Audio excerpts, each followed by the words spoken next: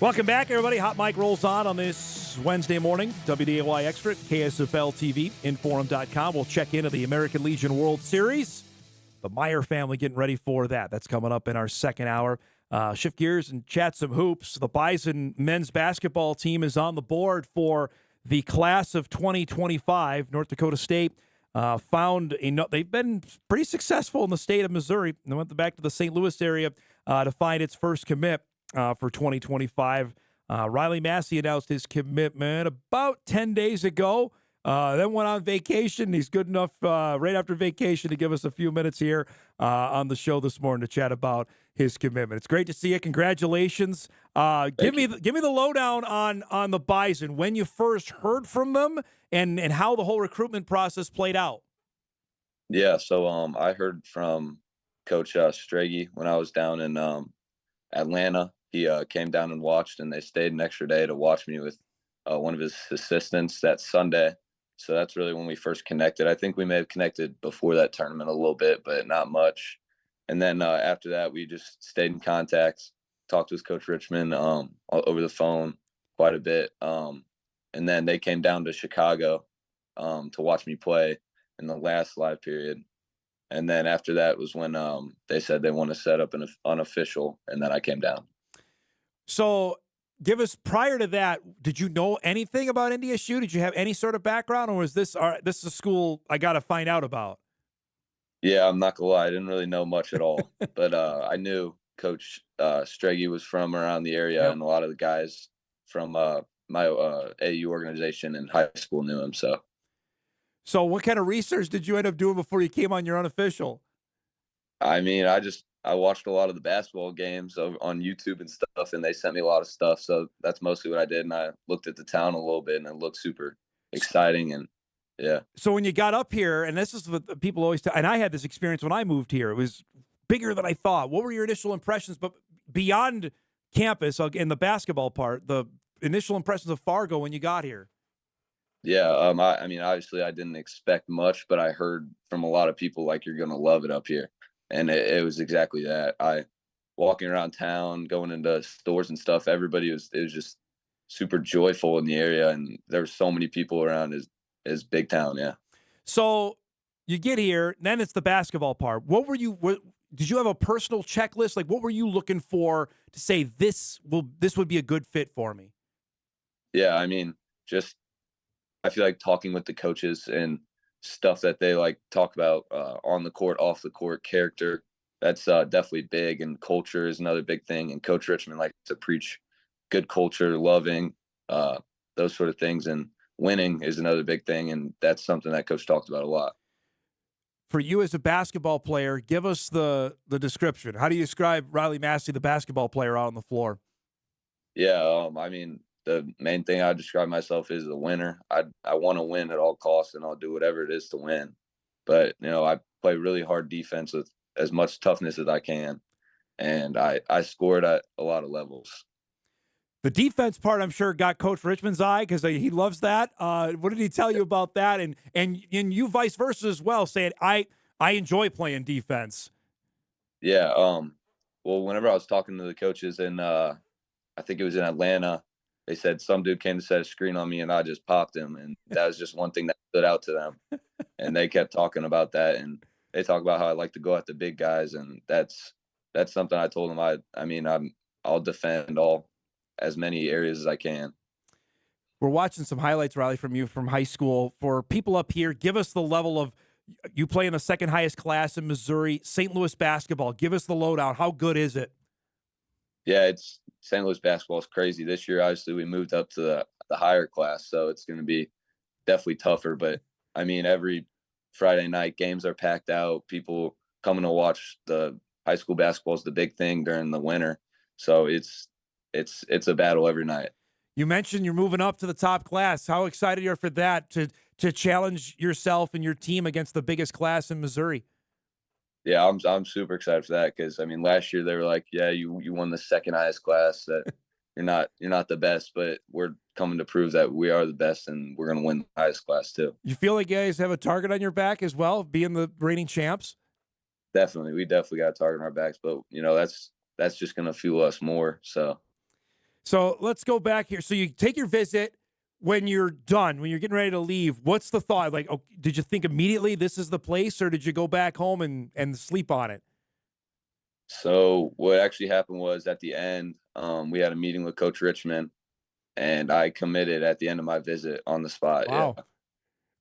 yes, sir. What made you say this is it? I mean, it was just kind of in my heart. I felt it. I felt my family and God telling me this is your home, and I just committed right on the spot. What did Dave say when you told him that? He was so excited. All the coaches came in, super excited, and just felt it felt right. How long has this been going, like recruiting, not just with NDSU, but you've heard from other schools, you had to know a few other offers. How long did this start? How long ago did you get your first interest, I guess? Yeah, I mean, I was told I had interest probably sophomore year. I didn't really know anything about it because I wasn't getting hit up by many schools. Yeah. But really, this going into my senior year, this summer is when it really kind of took off. I mean, during my junior year, I talked to some schools, not a lot, and then I got my first offer at the beginning of the summer from Union University in Tennessee, and then it kind of took off a little bit from there. Yeah. For people that don't know, and we were talking a little bit about St. Louis, the Bison have been down in Missouri, obviously in football, a little bit in basketball. The kind of player, what is there a good way to describe the level of basketball, level of player around your area? I mean, yeah, I was just gonna say it's a bunch of athletes and a bunch of dudes that love to play. Like everybody wants to go at each other every night, and that's how I describe it really. Tell me about, have you done much research now on the Summit League? Is that to come about the kind of the players and teams you're going to be facing on a nightly basis? Yeah, I've done some research, and I've seen it's a lot of good players in the Summit League, and it's a tough conference, and I'm willing to do whatever to get in that conference. And yeah. Did you have a goal, Riley, to have this done before your senior year, or is it whenever you felt like this was the time you were going to commit? Yeah, yes, sir. I wanted to get it done before my senior year. Obviously, that wasn't the deal breaker. I Yeah. mean, I would have gone into my senior year, but getting it done before my senior year was definitely something I wanted to do, and I'm happy I did. If I told you beforehand that Fargo, North Dakota, like this is good, this is going to be your college home, would you have believed me? No, not really, but now, yeah, definitely. Now you went. Did you have did your folks come with you on the trip? Yeah, both of my parents came down. We had like it's kind of a long flight. We had a layover in Colorado, and then we got up, and we flew up to North Dakota. So What and what were their impressions of it? they loved it too. They were feeling just how I was. Felt like it was the right fit. Yeah.